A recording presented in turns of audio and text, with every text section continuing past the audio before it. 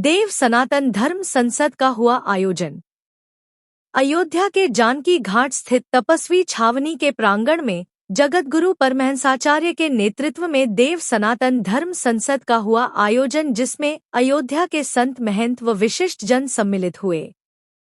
तपस्वी छावनी के महंत जगतगुरु परमहंसाचार्य ने बताया कि 10 सूत्री मांगों पर चर्चा की गई। देश के वरिष्ठतम साधु संत इसमें सम्मिलित हुए। मुख्यातिथि के रूप में बिहार के डीजीपी गुप्तेश्वर पांडे, वर्तमान में जिनका नाम जगतगुरु गोविंदाचार्य है, उपस्थित व हिंदूवादी संगठन सभी लोग सम्मिलित रहे।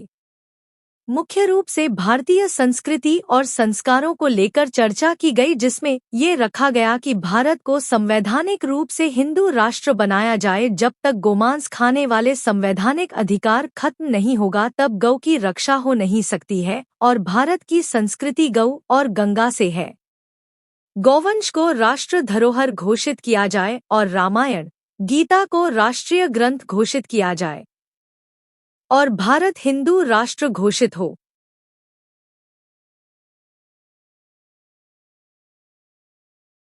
दस सूत्री मांगों पर चर्चा की गई। देश के वरिष्ठतम साधु संत इसमें सम्मिलित हुए। मुख्य अतिथि के रूप में बिहार के डीजीपी गुप्तेश्वर पांडे, जो वर्तमान में जिनका नाम जगतगुरु गोविंदाचार्य है, वो मुख्य अतिथि के रूप में रहे। बाकी देश के कोने कोने से साधु संत, धर्माचार्य और हिंदूवादी संगठन सब लोग सम्मिलित रहे। मुख्य रूप से भारतीय संस्कृति और संस्कारों की रक्षा को लेकर के चर्चा की गई, जिसमें ये रखा गया कि भारत को संवैधानिक रूप से हिंदू राष्ट्र बनाया जाए, क्योंकि जब तक गोमांस खाने वाले का संवैधानिक अधिकार खत्म नहीं होगा, तब तक गौ की रक्षा हो नहीं सकती है। और भारत की संस्कृति जो है गौ गंगा से है।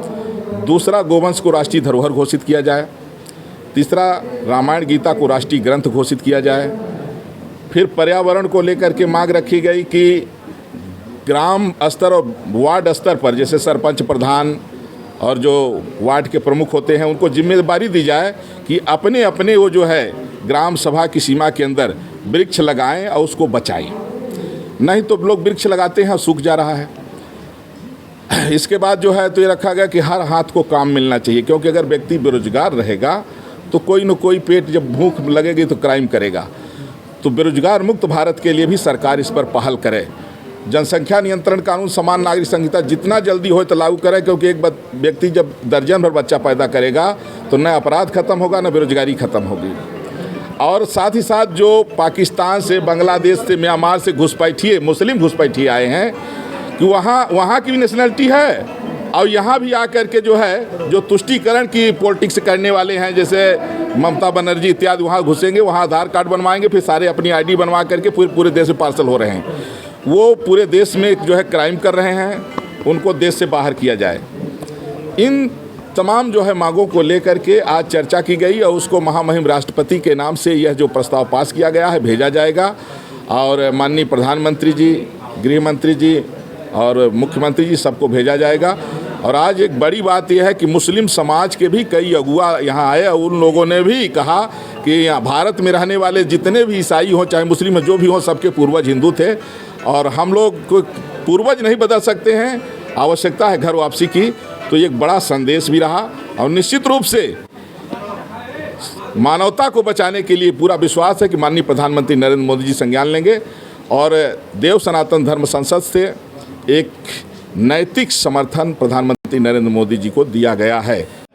जो देव सनातन संसद का आयोजन हुआ है, बहुत ही सौभाग्य की बात है और भगवान राम के जन्मस्थली पे हुआ है। वैसे तो धर्म संसद बहुत होते हैं, लेकिन इस धर्म संसद से काफ़ी अपेक्षाएं हैं। जो बातें निकल के आई हैं निश्चित तौर पे मील के पत्थर साबित होंगी। आज के दिन आपके देश में मुस्लिम, चाहे आतंकवादी हो, चाहे वो कोई अपराधी हो, उनके लिए संसद से लेके, कोर्ट से लेके और उनके घर तक व्यवस्थाएं पहुंच जाती हैं। लेकिन सनातन में आज तक इतनी बड़ी संस्थाएं, हिंदूवादी संस्थाएं हैं, हमारे सनातन के लोगों के लिए कोई खड़ा नहीं होता है। ऐसा नहीं है कि सनातन में वीरों की कमी है, लेकिन उनके पास संरक्षण नहीं है। आज संरक्षण की आवश्यकता है जो इस संसद से निकल के बाहर आई। निश्चित तौर पे यह मील का पत्थर साबित होगा। और एक चीज़ और कहना चाहूँगा, आज हमारा समाज जिस तरह से एक होता जा रहा है, लाख कोशिशों के बाद जातीयता और तमाम चीज़ें बढ़ाने के बाद जिस तरह से एकीकरण हो रहा है, आने वाले समय में हमारे सनातन की निश्चित तौर पर बहुत बड़ी उपलब्धि होगी।